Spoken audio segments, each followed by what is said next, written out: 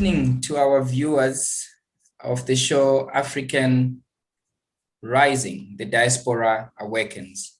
This evening, we have a very hardworking lady who has been through and through the historical journey of Africa and trying to bring it up to speed with the social development issues that we currently looking at. We have Dr. Bunmi Oyinsan. Perhaps give us a context of the kind of work that you are doing for the mother continent and for your children that are scattered all over the world in the diaspora, and aligning it with your vision. My vision is to see Africa take its rightful role in the world. Africa and people of African diaspora, wherever they are in the world.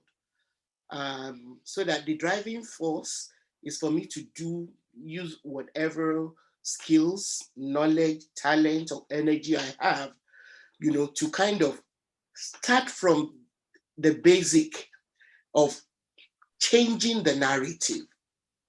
Because a lot of the problems that we're contending with, I mean, name it. Is it underdevelopment in Africa or the Caribbean? Is it the kind of a racial violence that has led to the global Black Lives Matter movement? All of it have to do with a kind of warped view of what Africa, Africans in the diaspora are, based on a deliberately corrupted, untrue, skewed, in a negative way, history of who we are and the contributions we have made, to this world and can make. So in that regard, I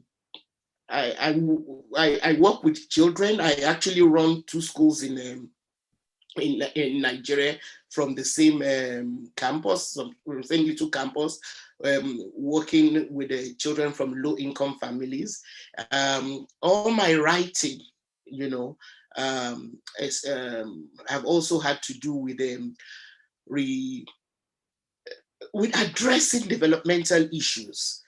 And I've also recently started writing children's illustrated books, because I believe that every generation of children, no matter what their ethnicity or race is, must, from a very early age, start learning about the histories and contributions of their ancestors. So what I do with one of the series that I'm working on, called Legends of African Series, is to take historical figures from Africa, the African diaspora, and turn them into children's illustrated books, so that from a very early age, children can be introduced to these characters. I'm also working on another series, The Adventures of Anansi and Anansewa. Those were stories that I grew up with as a child, and the Anansi stories.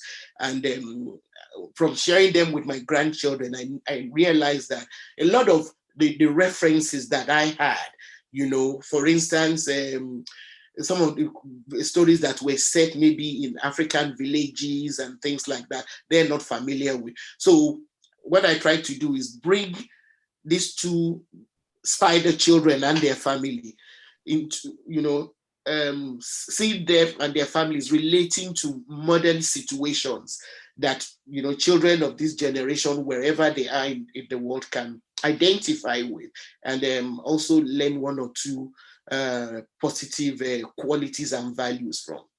And then, of course, you're aware of the Sankofa Pan-African Series, which yes. I actually started working on it during this pandemic. We launched the channel during this pandemic. So in a way, the pandemic has actually done a useful thing, because what we do there has been to look at, we started from Egypt, looking at this theory and story of a civilization and what role Black Africans played. And we've been kind of following a chronology. Well, maybe not too